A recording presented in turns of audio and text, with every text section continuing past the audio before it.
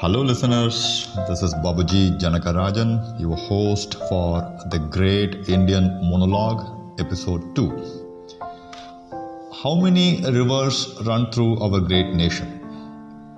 I'm sure all of you may have some numbers in your mind. It may be 20, 30, 40, 50 or whatever. It really doesn't matter. But how many of them carry water right through the year? How many rivers do have water in them for 12 months a year? I'm sure most of you would know that none of the rivers have water, or you may also know that we screwed them up all beyond redemption by dumping industrial waste into the rivers, so even whatever remains is really not water. So, welcome to this episode, Rivers everywhere, but not much water. A little bit of history and geography peppered with nature to begin with. Okay. River navigation was never the need of the hour for the great ancient minds in India that built wonderful stuff, right from temples to Pushpaka Vimanas so many thousands of years back, that we keep quoting gleefully at the drop of the hat. Cold air in mountainous terrains acted as rain capture agents and stored them in the form of snow on mountains and plains, which were then thawed by sun, started flowing down till they reached the seas and lakes. Water from seas and lakes were transported back to mountains and the way above by Mr. Sun, the king of power, and this was and is an endless cycle. What Mr. Elon Musk is attempting to do with cutting-edge technology is actually not even a speck in front of this giant technology that runs on its own power. I mean the sun, right? Rivers are complete ecosystems with a simple existence. They flow from high terrain to low terrains, constantly nudged by nature. That's simple. Nature let loose its creativity on the stream of life-giving force, and what followed were unbelievable self-sustainable ecosystems that rose and died with the flow and ebb of water. Hills and valleys of our continent saw countless glorious cultures and empires rise and fall, but the one true undisturbed thread right through the rich fabric of our ancient history was nature. We were so connected to nature every breathing moment, we were able to adeptly adapt ourselves to live with it and harness it without ever harming nature. Life was wondrous. Everything, right from agriculture, arts, crafts, architecture, governance, trade, everything rose to its own pinnacle, and our way of life was looked upon by the rest of the humanity that was still afraid of climbing down from those various branches of trees they were hanging on to. I mean, they were still in Stone Ages, when we were enjoying an unparalleled civilization. This vital connection with nature that was running through us like the rivers that shaped our terrains was violently severed by empires powered by naval power over a very short stretch of time, just 350 years. Mind you, we were the earliest ones to harness water, seas and winds, but we never occupied any terrain we landed up in those journeys. Imagine our continent as a giant beating heart, beating one with nature.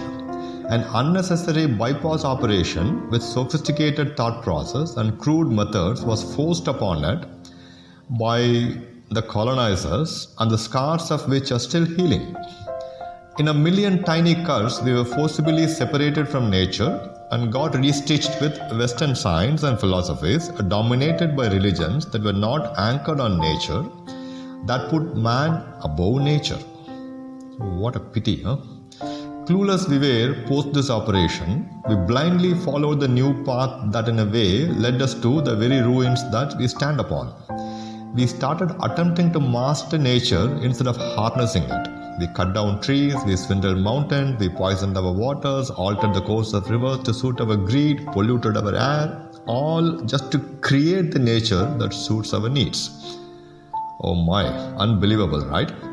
Unlike animals that run off from an unfavorable environment, if an environment doesn't suit living conditions for an animal, it would simply move away from that. And trees they have a different way. They adapt to live in that environment or they perish because they cannot move. But unlike both of these, we the supernatural creatures create the environment that suits us. I mean, if you want chillness, switch on the AC. If you feel cold, you want some hot air, you switch on the heater. So as we like it, we try to create the environment within the same environment we live. Like those old black and white or sepia tinted photos of rich royals posing with a gun on their shoulder and a leg on a dead tiger or an elephant or a lion, almost all of us proudly pose every living moment on a dead river, lake or a canal or a creek or a ridge or a forest. You see, we got the big one under our guns. So, what do we do? What should we do? What must we do? It takes each of us to make 3 steps, just 3 little steps. As the first thing I say, get out of the old thought pipe.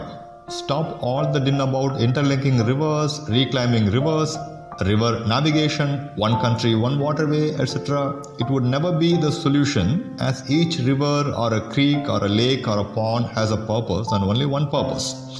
Instead, dig up or reclaim the once functional, now defunct or disappeared water bodies and their pathways. There are millions of them all over land, and we have happily built buildings and buildings and buildings upon them without ever minding their original purpose.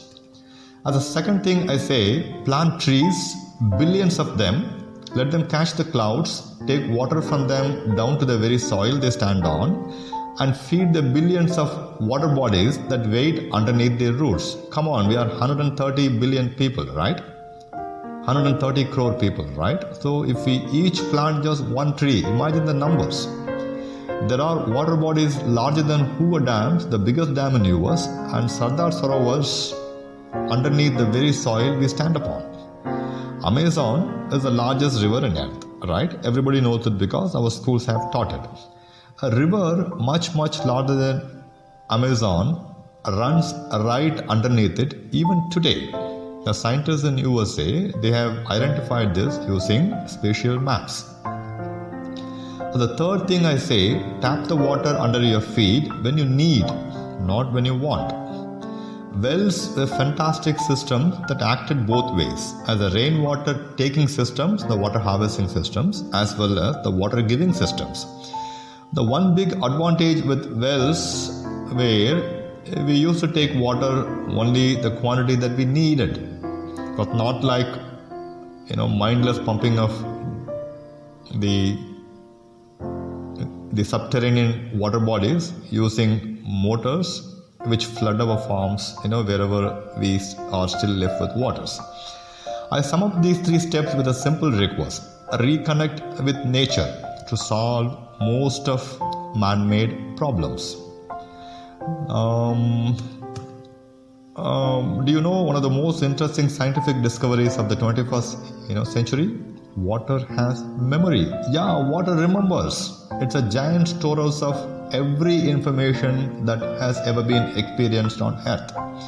Eminent scientists all over the world have been breaking their heads over the last quarter of a century to understand them and decode them. Google them to start your own discovery. All you have to do is just type water has memory in Google and see the articles which come up, and you pick and choose, which ones you read. A byproduct of the discovery is a realization that the 3 states of matter, solid, liquid and gaseous, is actually 4 states, and the 4th state would have allowed Jesus to perform the miracle of walking on water. Google it, you will find it. Okay, and in addition to that, I would like to share with you a very interesting history which happened in US. Do you know a river with the name Cuyahoga that runs in US? This river was burning for a few days continuously. Just Google Cuyahoga river burning and you will know the complete details. If we really link all our rivers, dump industrial waste onto them, and they catch fire like Cuyahoga, just imagine the scale of catastrophe this would cause. Just imagine if we have linked all the rivers north to south and east to west and keep dumping our industrial waste onto the river, which is what we do, which is what we cherish doing. And in one fine day, if it catches fire, the whole country burns, right? The Bellandur Lake in Bangalore, it was frothing and foaming, and it was also burning sometime because of industrial pollution. Okay, that is about river burning, but what about rivers disappearing? Do you ever think that a river can disappear? River Saraswati, our most extolled river by Vedas, that disappeared, right? There is a fantastic book with the title The Lost River, on the trial of the river Saraswati by Michel Danino, which explores the ancient roots of the river, what happened to the civilization which lived around it, and what forced them to move out, and what forced the river to go under. Even now, people in Rajasthan and the western part of India, along the Kutch of Rann in Gujarat, they believe that this river is still running, but it has gone underground. Alright? Why? Then, Sorrow of Bihar, river Koshi. This river has changed its path multiple times in the last 150 years, once shifting by a massive 120 kilometers, submerging all the fields that we put upon on the banks of the river, unleashing a devastation on 27 districts in Bihar. And this is continuing even today. Nepal's dangerous dams. I'm reproducing just a couple of passages from an article in the internet here. Other deadly earthquakes will almost certainly strike this Nepal region, and the damage at Rasuvagadi raises the question of whether a future quake in the Himalayas might precipitate a dam collapse that would send thousands of tons of water and rubble crashing downstream, piling horror upon catastrophe. The likelihood of such an event is growing because, simply put, more and more dams are being built in one of the world's most active earthquake zones. More than 400 dams are planned or are under construction in steep Himalayan valleys in China, India, Pakistan and Bhutan, in one of the biggest waves of dam construction the world has ever seen. Geologists argue that the risk of building dams in earthquake zones go well beyond an earthquake-induced collapse. Earthquakes trigger landslides that can block rivers or change their course, which would also impact the operation of a hydro dam. But what most fiercely debated risk since the 7.9 magnitude Sichuan earthquake in 2008, which killed 70,000 people and left nearly 20,000 missing, is that of a reservoir-induced seismicity. The theory that the weight of water behind a dam, coupled with the seeping of water into fissures and rocks below, can produce an amount of stress strong enough to worsen or trigger an earthquake. Remember, building a dam in a earthquake-prone zone may itself cause earthquake. That's what this says. The Sipingpu Dam, a 511-foot high structure on the Min River and the largest dam in Sichuan province of China, was implicated in the 2008 earthquake. Work on the dam began in 2001. It was built just 550 yards from the long-mentioned fault line. That is where the tectonic plates move, which causes earthquake frequently, and 3 miles from the epicenter of the quake that rocked the place. You think only bad news is in the offing? No, I would like to round up my little show with some dollops of positivity. Do you remember the waterman of India? How India's waterman first revived a river and a village in Rajasthan? Just Google this. Rajendra Singh is his name. And for the curious minds, I would recommend you to Google an open letter by Bhaskar Save, an eminent natural farmer who lived in the borders of Maharashtra and Gujarat. He wrote an open letter to Mr. M.S. Swaminathan about the perils of modern farming and what could be done to provide food for all of us and still thrive without resorting to modern farming. And another article, 700 people, 70 days, one river. This happened in Kerala. A river which was defunct, which was dead, it was revived by 700 people who worked on a stretch of 70 days, and the river is overflowing ever since in the past 3-4 years. Google it, it's there on the internet. And the best of all things positive, the ice stupas of Ladakh. This is what I mean by reconnecting with nature, man. The ice stupas of Ladakh, I would do a separate post on it. It is worth many such posts, and it is worth spreading the positivity all around. Just to give you a clue, the movie Three Idiots, the scientist which was portrayed in the movie by Mr. Amir Khan, the original man who was depicted in Three Idiots was the one who built this ice stupas of Ladakh. Just Google it, and if you don't find it, you would hear from me in the next episode. Till then, I wish you all the best. Stay blessed.